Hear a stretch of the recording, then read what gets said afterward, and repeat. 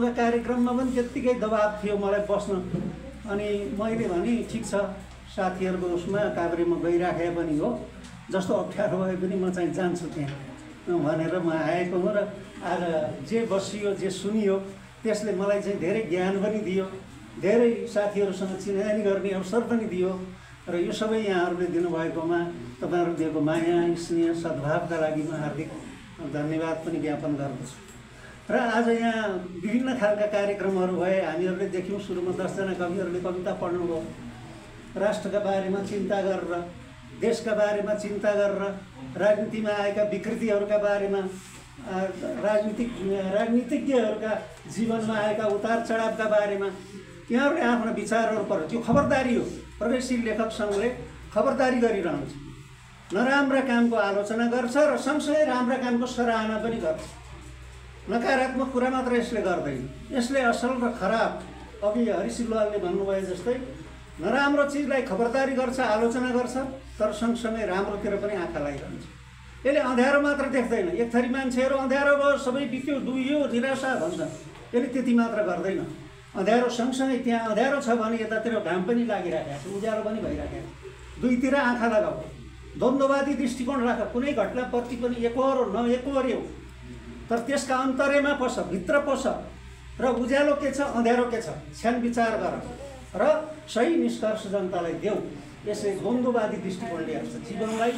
हरेक मान्छेमा, हामी आफैमा पनि नराम्रो विचार पनि छ। कहिलेकाहीँ एक्लै बस्दा नराम्रो विचार पनि आउँछ, राम्रो विचारले झापटाउँछ र त्यसलाई पर पुर्याइदिन्छ। समाजमा पनि त्यस्तै हुन्छ, नराम्रा मान्छे पनि हुन्छन्, राम्रा मान्छे पनि हुन्छन्। नराम्रा मान्छेको बिगबिगी बढ्यो भने राम्रा मान्छेले पर हटाइदिन्छन्। असल विचारले, असल कृतिहरूले, असल विचार प्रवाहले, असल रचनाहरूले त्यसलाई पछाडि हटाइदिन्छ र राम्रो विचार बलियो भएर जान्छ र समाजलाई त्यसले हाँकेर लैजान्छ। त्यस कारणले हाम्रो कविताहरूको महत्त्व छ। आज 10 वटा जुन कविताहरू पढ्नुभयो, त्यो कविता यहाँहरूले छरेको विचारको बिउ हो। त्यो विचारले हामी त घर घर बस्दा त एक्लै एक्लै सोचिरहेको थियौँ नि त। यहाँहरूले दिनुभएका नयाँ नयाँ कुराहरू दिमागमा भरिँदाखेरि हाम्रो ज्ञानको वृद्धि भयो नि। त्यसो भएर यहाँ 10 जना कविहरूले कविता पढ्नुभयो। म अब धेरै लामो हुनसक्छ, त्यस कारणले सबैको टिप्पणी गर्दिनँ। ती सार्थक छन्, ती महत्त्वपूर्ण छन् र ती हामी सुनेर आह्लादित भएका छौँ र यहाँहरू सबैलाई हार्दिक बधाई छ। त्यसपछि अर्को काम चाहिँ यहाँ भएको थियो, केही साथीहरूले शुभकामना पनि दिनुभयो। त्यो शुभकामना दिएर यो हाम्रो चाहिँ कार्यक्रम सफल होस्, राम्रो होस् भनेर सद्भाव बोकेर टाढा टाढाबाट आएर पनि यहाँ हामीलाई साथ दिइरहनु भयो, सहभागी दिनुभयो। उहाँहरू पनि धन्यवादका पात्र हुनुहुन्छ, हरि सिलवालजी जस्तै। र त्यसपछि यहाँ चाहिँ एउटा कृति विमोचन भयो। कृतिका बारेमा चाहिँ गाउँ बिरानो भयो, मुरहरी रायमाझी हरिजीले लेख्नुभएको किताब थियो र त्यो उमेरमा पनि उहाँले जुन खालको यहाँ प्रस्तुति दिनुभयो र किताब सिँगै त छँदैछ, त्यो प्रस्तुति पनि महत्त्वपूर्ण थियो। र अर्को महत्त्वपूर्ण लाग्यो उहाँका छोराछोरीहरू। सबैका छोराछोरीहरू यसरी कविता पढ्ने हामीले चाहिँ देख्दैनौँ। त्यो एउटा भाग्यमानी अथवा उत्तराधिकार जुन चाहिँ उहाँहरूले प्राप्त गर्नुभएको छ, ग्रहण गर्नुभयो बुवाको, त्यो धेरै सराहनीय कुरा हो। हामी सबैलाई चिन्ता लाग्छ यो कहाँ जाला भनेर, तर साहित्य भन्ने कुरो चाहे त्यो अर्थशास्त्री होस्, चाहे राजनीति शास्त्र होस्, चाहे वैज्ञानिक होस्, नेपालकै हेर्नुभयो भने कैयन मान्छेहरू जसले कलम चलाए साहित्यमा, अरू क्षेत्रबाट आएर कलम चलाउनेहरू पनि जीवित रहेका छन्। त्यस कारणले यो त सबैको साझा विषय हो नि त। छोरछोरीहरू जहाँ भए पनि उहाँहरूले त म त लय हालेर, कतिले त लय हाल्नै जान्दैन, तर छन्दमा एकदम राम्रोसँग कुदाएर आवाजलाई कविता सुनाउनु भयो र धेरै मलाई चाहिँ खुसी लाग्यो। र यहाँहरूको परिवार जुन चाहिँ साहित्यिक परिवारका रूपमा जुन विकास गर्नुभयो, आफू मात्र नभएर अरूलाई त्यो नेतृत्वदायी भूमिका पिताबाटै तल सर्दै गयो, त्यो अर्को खुसीको कुरा थियो। र उहाँको कृतिमाथि चाहिँ टिप्पणी, महत्त्वपूर्ण टिप्पणी गर्नुभयो हाम्रो हरिमञ्जुश्रीजीले गर्नुभयो। हरिमञ्जुश्रीजीले गरेको टिप्पणी पनि धेरै महत्त्वपूर्ण थियो, किनभने उहाँले साहित्यको अवस्था अथवा हामीले पाठकलाई ताकेर लेख्न सकिराखेका छैनौँ, पाठकलाई बुझ्ने किसिमले लेखेका छैनौँ। त्यस कारणले कतिपय हाम्रा रचनाहरू बिक्री हुन समस्या भइरहेका छ। र त्यसो भएर कसलाई लेखिराखेको भन्ने कुरा ख्याल गरेर हाम्रा रचनाहरू थिए भने भाषालाई पनि त्यसै किसिमले संयोजन गरियो भने ती प्रभावकारी हुन्छन् भन्नुभयो उहाँले। त्यो विचारसँग म सहमत छु। र अब थरीथरीका रचनाहरू आउँछन्। अब केका लागि लेखिराखेका छौँ हामीले, कसलाई लेखेका आम जनसमुदायलाई हो कि अनुसन्धानकर्ताका लागि हो कि अथवा कसका हाम्रो लक्षित समुदायको हो। त्यो लक्षित समुदायलाई हामीले ख्याल गरेर लेख्यौँ भने एउटा विद्यार्थीलाई भर्खरको शिशुलाई लेख्ने अर्कै खालको होला, बालबालिकाका लागि लेख्ने। त्यस कारणले ज्ञान विज्ञानको अन्तर्राष्ट्रिय क्षेत्रमा आएको जुन ज्ञानको विस्फोट छ त्यसलाई पचाएर लेख्ने कुराहरू होला। र यी कतिपय चिजहरू छन् र नाना थरीका रचनाहरूको एउटा हाम्रो चाहिँ सृजनाहरू हुन सक्छन्। त्यो मध्येमा हाम्रा रचनाहरू समाज जगाउने रचनाहरू अथवा खास गरिकन प्रगतिशील साहित्य चाहिँ आम जनसमुदायतिर लक्षित हुन्छ। त्यस कारणले त्यसले जनताको भाषाको माग गर्दछ। जनतालाई छुने खालका समस्याहरू, जनतामा दिनानुदिन घटिराखेका घटनाहरू उहाँहरूलाई छुने खालका समस्याहरूलाई लेखियो भने त्यो धेरै प्रभावकारी हुन्छ भन्ने मान्यता हामी राख्दछौँ। र त्यतातिर चाहिँ यहाँ चाहिँ प्रयत्नहरू भएका छन्। र छन्दको पनि अघि उहाँले सुनाउनु त शास्त्रीय छन्द संस्कृतबाट आएका छन्दहरू हुन्छन्। तर लेखनाथकै यहाँ अघि नाम लिनुभयो तरुण तपसीका अथवा देवकोटाका छन्दमा गुनगुनाएका कयौँ रचनाहरू हाम्रा अग्रज कविहरूले युद्धप्रसाद मिश्रजीले, श्यामप्रसादजीहरूले, केवलपुरे किसानजीहरूले रन गाएका ती भागाहरू। केवलपुरे किसान कहिले उभ्याउनु हो कि भएन, मकै भोटे जस्तो पटटटटटटटट लोकगीतका भाकामा कसरी जनता जगाउने काम गर्नु। श्यामप्रसादजीले यत्र किताबहरू लेख्नु। मान्छेले भने श्यामप्रसादजीले सानो किताब लेख्नु, ठुला के लेख्नु भएको छ, कहिले गए त्यसो भन्नु। तर श्यामप्रसादजीले एउटा जवाब मलाई दिएको म अहिले पनि सम्झिन्छु। तपाईँ किताब सानो भयो भन्छन्, आलोचना गरे भन्दा एकचोटि मलाई यत्रो लेखहरूको ठेकी पठाइदिनु हो, छाप्न सकिन्छ भने। अप्ठ्यारो त्यत्रो किताब एकैचोटि छाप्ने हैसियत मसँग पनि थिएन। उहाँको के रहेछ भने साना लेख्ने विचारलाई समाजमा पठाइहाल्छ, आफूले छाप्न सक्ने चिज लेख्ने पठाइहाल्छ। कति मान्छे जगाउनु हेर्दा यत्रो सानो किताब छ। तर त्यसले आज होइन, आजभन्दा अगाडि हिजोको 8 साल 9 सालतिरदेखि लेख्दै आएको त्यो बेला कति महत्त्व थियो। जनप्रसाद होगाई लेखेका केवलपुरेका ती साना साना किताबहरूको कति महत्त्व थियो। कति आजका मान्छे जन्माउन त्यसले काम गरे। पारिजातले लेखेका रचनाहरू, युद्धप्रसाद मिश्रले लेखेका रचनाहरू, मोहनाथ प्रसिद्धले लेखेका रचनाहरू कति हामीलाई जन्माउन कामयाब भए। त्यस कारणले ती रचनाहरूको आफ्नो महत्त्व छ र त्यो किसिमले प्रगतिशील साहित्यले जगाउँदै आएको हो। हरिमन्जु सुरीजीले सरकारले किनेका छैन किताबहरू हुनु, वास्तवमा हो त सबैका घरमा किताब थुप्रिया छ। लेख्यो छाप्यो बेच्नु किनिदिनुहोस् भन्न पनि गाह्रो। अब लेख्यो छाप्यो राख्यो 500 कपी पनि बाँड्न सकिँदैन। र त्यस्तो सबैले भोगिराखे यो तितो सत्य हो। तर पनि हामीले यसलाई फिजाउने, समाजमा फिजाउने काम चाहिँ छोड्नु हुँदैन। लेखकको दायित्व भनेको लेख्ने मात्रै होइन, थन्क्याउने मात्रै होइन, छाप्ने पनि हो, छापेर सबै कहाँ पुर्याउने पनि हो। जुन किसिमले सकिन्छ कि किनिदिनुहोस् भनेर हुन्छ कि अब के गरेर हुन्छ कि सम्बन्धित ठाउँमा पुर्याउने पनि कर्तव्य हो। किनभने त्यति भएन भने लेखेको सार पनि हुँदैन, ज्ञान पनि सर्दैन। र उहाँले गरेको टिप्पणीहरू मलाई धेरै मन पर्यो। अनि मुरारी रायमाझी हरिजीले आफै फेरि कविता वाचन गर्नुभयो, यहाँ 4वटा कविता वाचन गर्नुभयो। र ती कविताहरू उहाँका सन्ततिले गरेको बाहेक सन्ततिले उहाँका कविताहरू वाचन गर्नुभएको थियो र उहाँले आफ्नो कविता एउटा वाचन गर्नुभएको थियो। र उहाँको स्वर पनि सुन्न पाइयो। त्यो स्वरको स्वाद पनि हामीले कानले सुन्न पाएँ र आनन्दित भयौँ हामी। र त्यसपछि नवराज उत्साहीजी, आजको स्रष्टा विशेष कवि नवराज उत्साहीजीले आफ्ना कविताहरू वाचन गर्नुभयो र उहाँको परिचय हाम्रो रक्तिम लामाजीले परिचयहरू दिँदै आउनु भएको छ कविजीहरूको। उहाँ यहाँको अध्यक्ष पनि हुनुहुन्छ। र ती कविताहरू पनि देशका समसामयिक मरौ, त्यो कविता मलाई धेरै आनन्द, एकदम प्रभावकारी हो। अन्त अरू शीर्षक नभएका कविता भनेर पनि उहाँले पढ्नुभयो केही कविताहरू, छोटा पनि थिए पहिलामा पनि थिए। र त्यो उमेरमा उहाँको पनि रचनाप्रतिको त्यो जुन चाहिँ लगाव हो धेरै महत्त्वपूर्ण थियो र विचारलाई अहिलेको समयलाई समातेर लेख्ने क्षमता पनि उहाँको देखेँ। र ती कविताहरू पनि हामीलाई वर्तमान समय बोलिराखेको छ भन्ने चाहिँ लागिरह्यो। र त्यो किसिमले उहाँका रचनाहरू आएका थिए।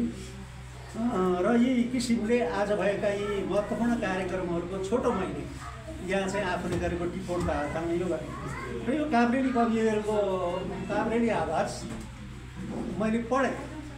यहाँ रक्तिम लामाजीले 70भन्दा बढी कविता भन्नुभएको देखेँ मैले उसमा, तर 58वटा मात्रै भेटेँ मैले भन्दाखेरि, थोरै तेरै गने शीर्षकमा हेर्दा पनि 58वटा छ अघि।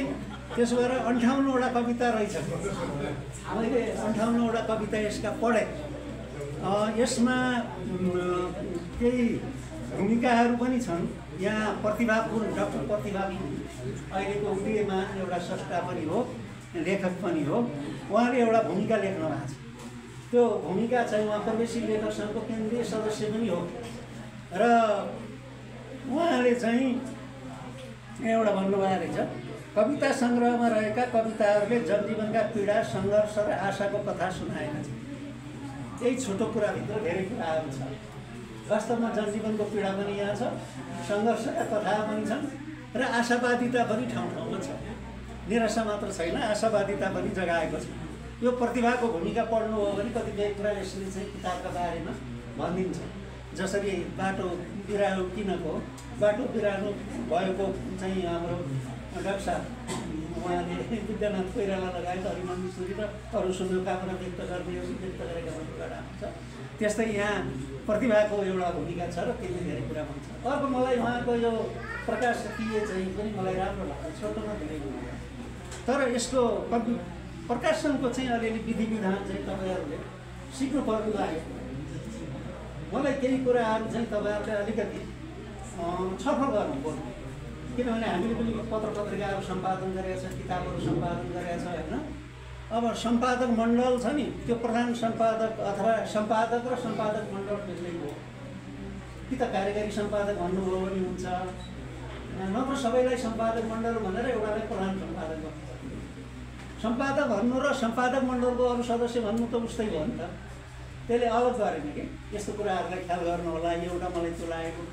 अर्को यति लेखिसकेपछि यो यति सानो पोइन्टमा नगर्नु। मलाई त यति गाह्रो हो साँच्चै नि। मैले यो रिडिङ क्लास लगाएर आएको, यो हेरेर पोइन्ट बढाएर पढ्न पनि गाह्रो भयो। यति मसिनो भयो भने साह्रै अब विषय सूची छ नि, विषय सूची 2 पेज हालौँमा के हुन्छ त्यसले। त्यसो भएर यसलाई गर्नु। अर्को कुरो प्रकाशकीय त संस्थाको भयो, प्रकाशन छ नि। सम्पादकीय भन्ने हुन्छ सम्पादकहरूको तर्फबाट एउटा प्रकाशकको तर्फबाट। त्यसो भएर यसलाई यसो गर्नुभयो भने स्ट्यान्डर्ड हुन्छ क्या। कुनै कृतिको पनि एउटा स्तर हुन्छ नि त। हामीले गर्ने हरेक काम चाहिँ स्तरीय हुनुपर्छ। त्यो स्तरतिर हामीले ख्याल गर्नै पर्छ।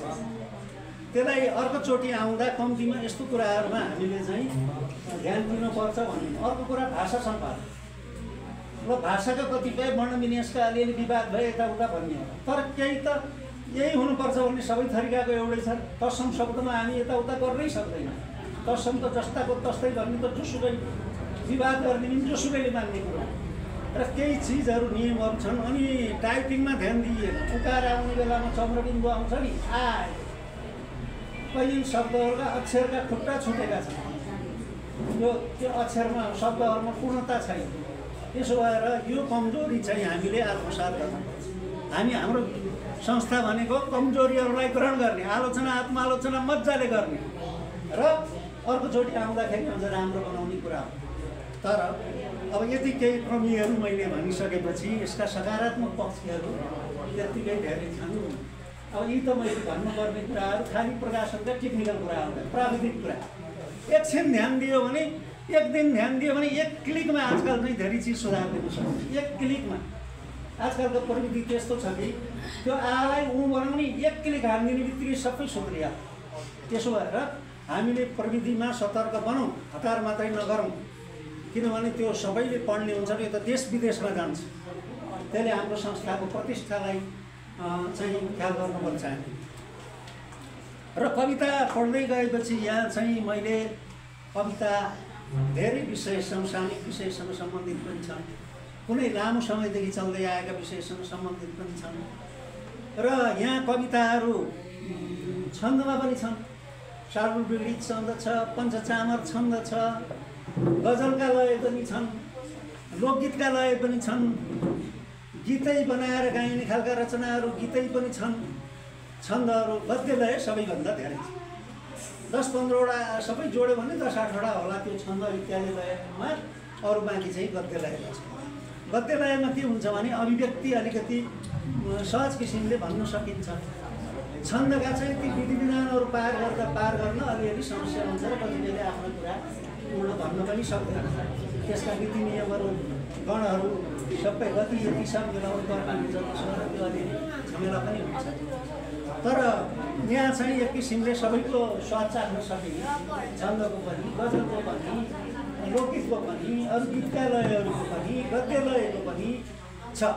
र त्यसपछि यसमा महिला लेखकहरू पनि, कविहरू पनि हुनुहुन्छ र पुरुषहरू पनि हुनुहुन्छ। त्यो पनि राम्रोसँग तपाईँहरूले गर्नुभएको छ। सबै किसिमको त्यो मिलाएर तपाईँहरूले गर्नुभएको छ। र विषयवस्तु चाहिँ अहिलेका ज्वलन्त समस्याहरूलाई तपाईँहरूले ल्याउनु भएको छ। त्यो चाहिँ मलाई एउटा यसको ज्वलन्त समस्या आएको छ। अब यसमा प्रतिष्ठित कविहरू पूर्णविराम सायद उहाँ नै होला भन्ने लाग्यो मलाई। पूर्णविरामजी जस्तो प्रतिष्ठित कविदेखि लिएर अरू हामी स्थानीय कविहरू पनि थुप्रै हामी यहाँनिर छौँ। र काठमाडौँ बाहिरका दिल पौडेलजी नै हुनुहुन्छ, हरि छिलवालजी नै हुनुहुन्छ, तर बाहिरका मैले चिन्ने केही कविहरू हुनुहुन्छ भने यहाँ काभ्रेका धेरैजना बहुसङ्ख्या चाहिँ काभ्रेको कविहरूको रहेको छ। र यहाँ अहिले जेन्जी आन्दोलनका बारेमा धेरै कविताहरू छन्। जेन्जीको अहिले पढ्नु हो भने, किनभने तुरुन्तै भदौ 23 गते र 24 गते घटना, तर कविहरूलाई आइसकेछ, यति छिटो आइसकेछ। धेरै कविताहरू यहाँभित्र आएका छन्।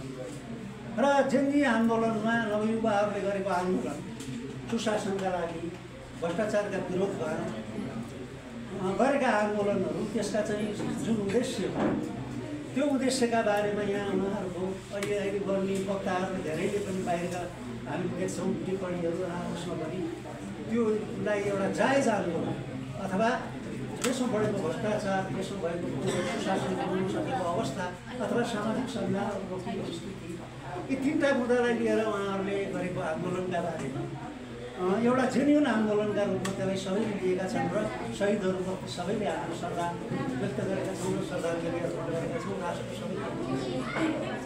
र त्यो कुरा आएको छैन। र त्यसमा उनीहरूले गरेको आन्दोलनमा उनको शहादत हो, ज्यान गयो। आमाहरूले यहाँ भन्नुभएको छ, बरु म मर्छु तर चाहिँ मेरो छोरोको छोरो त्यस्तो अभिव्यक्ति देखाउँछ। कसैले हत्याराहरूलाई चाहिँ स्लो गर्नुपर्छ, कठोर कारवाही गर्नुपर्छ भन्ने पनि आएको छ। र सँगसँगै जेन्जीको अघिल्लो दिनको आन्दोलन पछि भएको विध्वंस जुन हो, राष्ट्रका धरोहरहरू जुन ढलाइए, सिंहदरबार जल्यो, संसद भवन जल्यो, अदालत जल्यो, शीतल निवास जल्यो, त यिनीहरू अथवा व्यक्तिहरूका कन्यन कार्पोरेटहरू हजारौँ मान्छेलाई जागिर दिइरहेका संस्थाहरू जले, त त्यसका बारेमा पनि यहाँ छ। दुईवटा पाटोले यहाँ हेर्ने गरिएको देखिन्छ। दुई किसिमले, एउटा त्यो आन्दोलनले ल्याएको र आन्दोलनमा भएको जुन चाहिँ स्वार्थ समूहहरूको घुसपैठ र त्यसले बढाएको जुन चाहिँ त्यसले गरेको विध्वंस हो, त्यो विध्वंसलाई पनि यहाँ हेरिएको छ र सँगसँगै अघिल्लोलाई पनि हेरिएको छ। समाजले अझ पर्काउँदैछ र कहीँ त्यसका रहस्यमा रहेका पानाहरू खुल्दै पनि आइराखेको छ, सिन पनि देखिँदै गइराखेको छ। त्यसो भएर यसको गहिराइमा समाज अझ पुग्दैछ र अध्ययनहरू हुँदैछन् र कविहरूले, हामी लेखक स्रष्टाहरूले पनि हामी त्यो गहिराइतिर हामी जान्छौँ र वास्तविकता जे हो त्यसै अनुसारका हाम्रा सिर्जनाहरू पनि हुँदै जान्छन् र त्यसले समाजलाई आलोकित पनि गर्दै जान्छ भन्ने मलाई विश्वास लागेको छ। र अर्को यहाँ नारी समस्या आएको छ। नारीका समस्याहरू, नारीलाई हिजो पनि कस्तो थियो, अहिले पनि घरमा कस्तो छ, नारीहरूले हकी कुरा गर्नुपर्छ, तपाईँहरूमाथि भएको दमनको विरोध गर्नुपर्छ। यहाँ 2-3वटा कविता एकदम नारीमै केन्द्रित भएर लेखिएका राम्रा कविताहरू छन्। नारी वास्तवमा अहिले पनि समानताको हामी धेरै संविधानले पनि हाम्रो नारी समानताका बारेमा धेरै कुरा गरेको छ, धेरै ऐन नियम कानुनहरू पनि बनेका छन्, तर अझै ठुलो फेरबदल भएको छैन। हुन त अब राष्ट्रपतिदेखि लिएर प्रधानमन्त्रीसम्म नारीहरू पर्ने अवस्था आयो, तर पनि अझै पनि धेरै कुराहरू हुन बाँकी छ र नारी चेतना अझै फिर्न हामीलाई आवश्यक छ। र त्यो काम यहाँ हामीले गरि पनि रहन्छौँ, किनभने हामी समानताका पक्षका, हामी नारी समानताका पक्ष। बाँकी पुरुष सरह नै पुरुषले जे भोगिरहनु भएको छ त्यो नारीहरूले पनि भोग्नुपर्छ। पुरुष सरहहरूले कति गर्न पाउनुपर्छ भन्ने पर्ने सब सुरुदेखिको मान्यता। उहिलेदेखि र त्यस कारणले त्यसलाई पनि यहाँहरूले अगाडि बढाइरहनु भएको देखेँ। मैले यहाँ नाम लेखेर टिपेको छु तर म त्यो लामो यहाँ भनेर यहाँलाई किन झिझ्याट हुन्छ मैले अहिले अलिकति समय लिइसकेँ। र नारी समस्या जोड्नु चाहिँ जाति भेदको कुरा पनि यहाँ उठेको छ। जातको तलमाथिको कुरा गर्ने, जात उहिलेदेखि यसरी समान गर्नुपर्छ भन्दै पनि हामीले गर्न सकेनौँ भन्ने कुरा। अहिले पनि जाति भेदले उच निच ठुलो सानो गरेर जुन समाजमा चाहिँ मान्छेहरूलाई तलमाथि गरिराखेको छ अथवा अन्याय गरिराखेको छ त्यो अन्त्य हुनुपर्छ भन्ने भावना गरेको छ।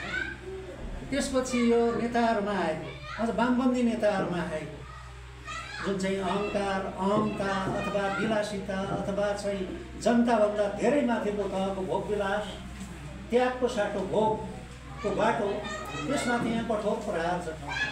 त्यो जनयुद्धका कुरा लिएर पनि आएको छ। अहिले जनयुद्धमा होमिनेहरूले विदेशमा भएका दुःखहरू अथवा देश छोडेर बाहिरिनु परेका अवस्थाहरू, कवि कमरेड के भन्ने कविता सुन महाराज यहाँ सुनाउनु आएको त्यो पनि आएको छ।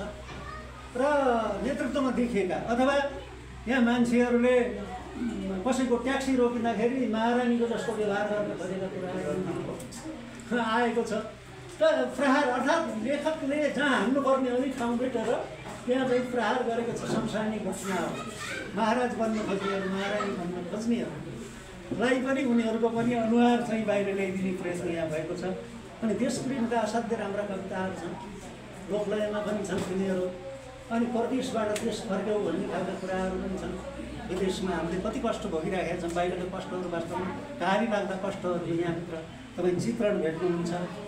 परदेशमा हाम्रा दिदीबहिनी दाजुभाइहरू भोगिरहेका पीडाका कथाहरू यहाँ छन्। जुन अहिलेको हाम्रो जल्दो बल्दो समस्या त्यो प्रगतिशील आन्दोलनले त्यसमा एकदम ध्यान दिएको छ र लेखिरहेको अहिलेको लेख्ने विषय हो भन्ने बारेमा चाहिँ यो आफ्नो ठाउँबाट सन्देश पनि दिइरहेकै छ। र त्यतातिर अर्को प्रकृति प्रेम पनि छैन। एउटा अन्तिममा प्रकृति प्रेम सम्बन्धी राम्रो कविता छ, सुन्दर कविता। त्यो चाहिँ मलाई पर्यावरणका बारेमा हामीले अहिले पर्यावरण पनि हाम्रो विषय हो। अहिले बिग्रिरहेको प्रगतिशील लेखकले त्यहाँ जाने कि नजाने अथवा शोषक र शोषितको मात्रै कुरा लेख्ने हो कि भन्ने छ नि, त्यति मात्र हो। हाम्रो होराइजन चाहिँ फराकिलो हुनुपर्छ र प्रकृतिलाई कसरी चाहिँ मान्छेसँग सम्बन्धित छ, कसरी जोगाउनुपर्छ भन्ने बारेमा यो अन्तिम कविता हुन्छ। त्यो कविता चाहिँ राम्रो कविता छ। र पर्यावरणका बारेमा हामीले अझ धेरै लेख्नु छ।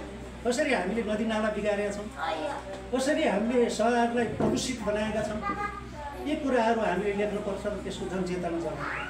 बाढीले कसरी मान्छे सिद्ध्यायो त्यो पनि आएको छ अलिअलि कुराहरू। हाम्रो प्रकृतिको बाढीको सुन्दर रूप र कुरूप अवस्था त्यो दुइटैको आएको छ, चित्रण आएको छ।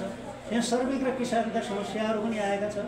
श्रमिकहरूले किसानहरूले मल बिउन पाएको अथवा सिँचाइ गर्न नपाएका, त्यसको साटो अरू कुराहरू भएको तर त्यता ध्यान जान नसकेको अहिलेका यस्ता खालका असन्तुष्टि जुन छ व्यापक जनसमुदाय, त्यो निम्त्याउने खालका कारकका रूपमा जहाँ ध्यान जानुपर्ने हो त्यहाँ नगएर अन्त गएको कारणले भएको हो भन्ने खालको कुरा पनि यहाँभित्र आएको छ। र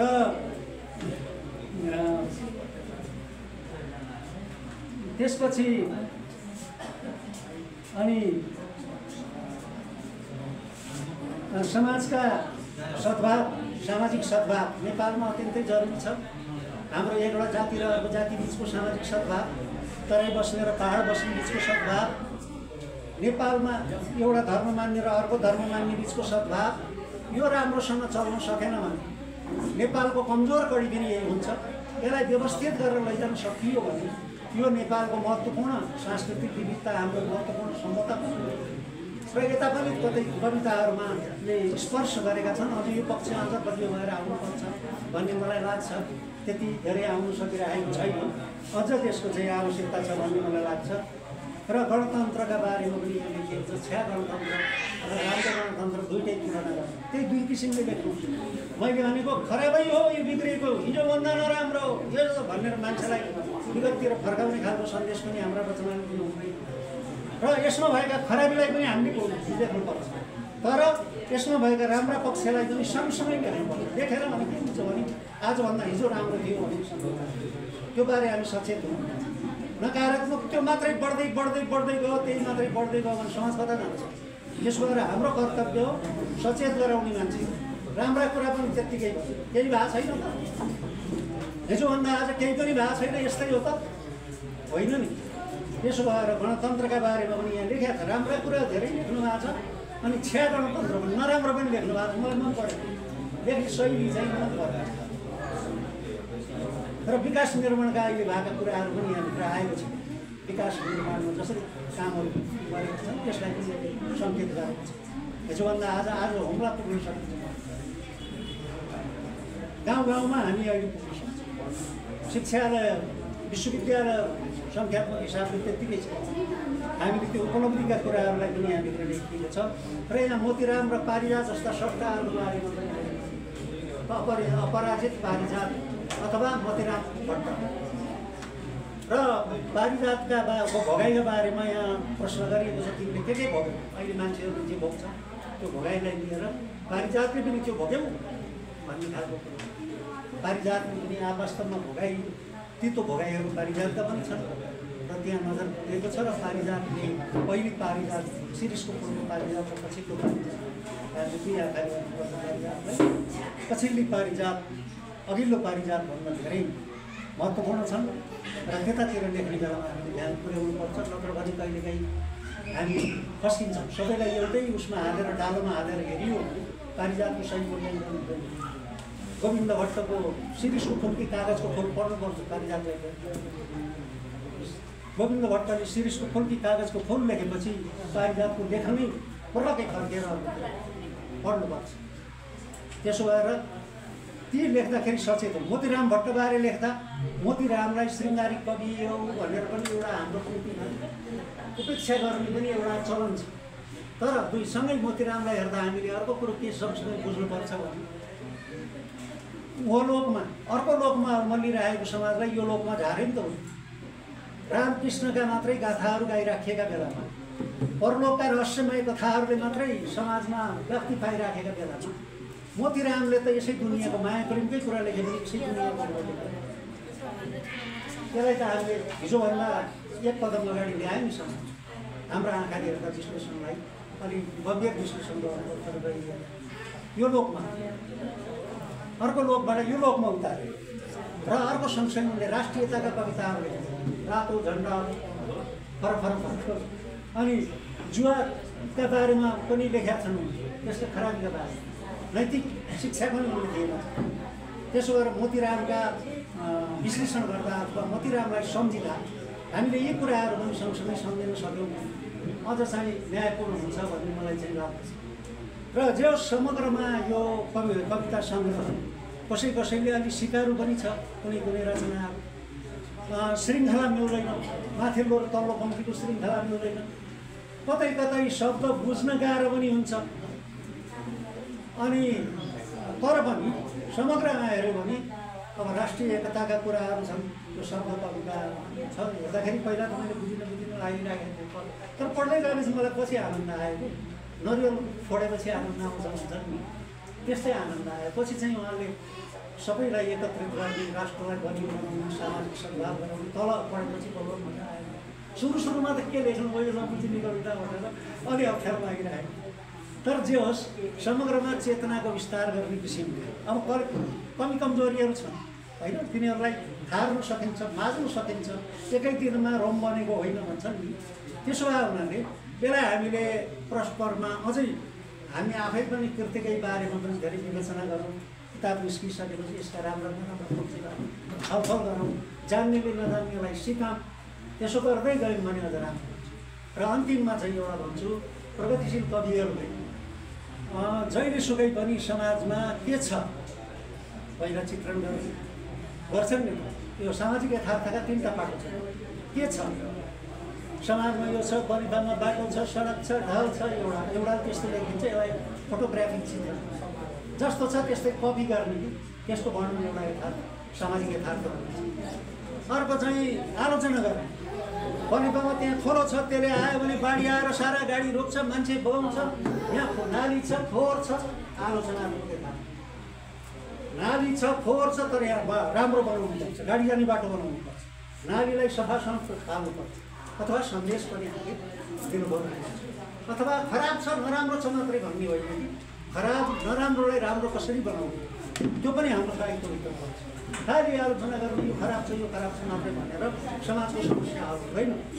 त्यस नालीमा मलाई पूर्णविरामको त्यो कविता चाहिँ हामीले चाहे जस्तो हुनु सकेन भन्ने भाव छ माथि, तर अन्तिममा उहाँले भनेको कुरो चाहिँ मलाई यहाँ मन पऱ्यो के, मेरो तीर्थाको मृत्यु हुन अगावै दौडिनेहरूले दौडेर बनाउनु पर्नेछ दुःख र अन्यायलाई जलाउन सक्ने एउटा भयानक त्यति छँदैछ, दुःख छ, समाज दुःख छ, तर एउटा भयानक चिता चाहिँ मैले बनाउनै पर्नेछ जसले दुःखहरूलाई जलाओस्, जसले चाहिँ के अरे यो दुःख र अन्यायलाई जलाउने चिता बनाउँछ।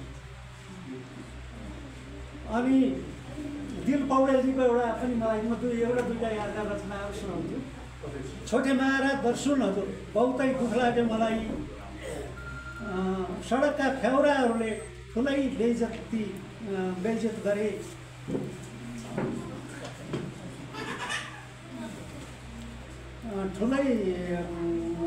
सडकका फ्याउराहरूले ठुलै बेइज्जती गर्यो, चेक जाँचको नाममा सरकारी गाडीमा सवार हजुरको बडा महारानीलाई नचिनिँदै गरी लोकतन्त्रको कला निमुट्न अवश्य बुझिन्छ।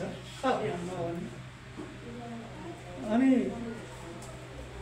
रक्तिमाको यो पछिल्लो हेर शब्दयात्रामा दौडिएकी आमा रिक्तो काग समातेर कराउँदै छिन्, कराएको आवाज पशुपतिको ढुङ्गामा ठोक्दै प्रतिध्वनि भइरहेको छ। यस्तै पङ्क्तिहरू अनेक छन्, मैले एउटा विष्णु बनाएको छु बनाउनु त, तर अब यहाँ म धेरै यहाँहरूलाई यो मेरो धेरै कुराहरू गरेर यो समय चाहिँ मलाई महत्त्वपूर्ण समय लिन चाहन्न र यति धैर्यपूर्वक यहाँहरूले मेरो कुरा सुन्नुभयो र मलाई जुन आज यो स्थान दिनुभयो यो सबैका लागि यहाँहरूलाई हृदयदेखि नै कृतज्ञता व्यक्त गर्दै आफ्नो धेरै धेरै आभार। आजको यस कार्यक्रमका प्रमुख अतिथि उहाँले आफ्नो मन्तव्य राखेर गइसक्नु भएको छ। हामीले नियमित गर्ने कार्यक्रममा सम्मान पत्र र प्रशंसा पत्रहरू पनि प्रदान गरेका छौँ। त्यसमध्येमा आज सम्मान र प्रशंसा पत्र पाउने जो स्रष्टा र अतिथिहरू हुनुहुन्छ, प्रमुख अतिथिहरू हुनुहुन्छ, उहाँहरूको नाम र यो बेहोरा वाचन गरी हस्तान्तरण गर्न सहयोग गरिदिनु हुन प्रगतिशील लेखक सङ्घ काभ्रेका कार्य समिति सदस्य श्री कृष्ण पाण्डेजीलाई हार्दिक अनुरोध गर्छु।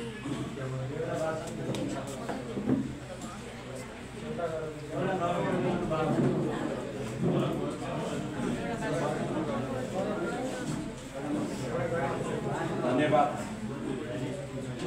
दर्शकज्यू। अब मैले समय नलिकन म यो पढ्न गइरहेको सम्मान पत्र पढ्न गइरहेको छु। प्रगतिशील लेखक सङ्घ नेपाल जिल्ला कार्य समिति काभ्रे सम्मान पत्र। प्रगतिशील लेखक सङ्घ नेपाल जिल्ला कार्य समिति काभ्रे पलाञ्चोकद्वारा आयोजित साहित्यिक कार्यक्रममा कृति परिचर्चा अन्तर्गत श्री मुरहरी रायमाझी हरिको गाउँ बिराउनु भयो मिश्रित कविता सङ्ग्रहमाथि परिचर्चा गर्ने अवसर प्रदान गर्नुभएकोमा तपाईँ कवि साहित्यकार श्री मुरहरी रायमाझी हरिलाई यो सम्मान पत्र प्रदान गरिएको छ। परिचर्चाकार श्री हरि मन्जुश्री, संस्थापक अध्यक्ष शब्दयात्रा प्रकाशन डाक्टर जीवेन्द्र देव गिरी, प्रमुख अतिथि केन्द्रीय सल्लाहकार रक्तिम लामा अध्यक्ष, मिति 2082 असोज 25 गते।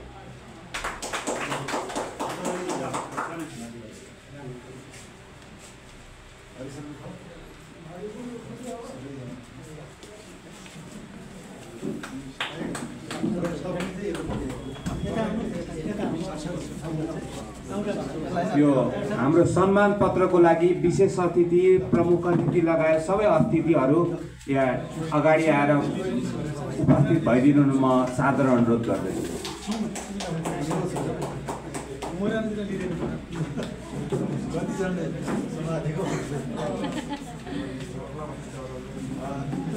कति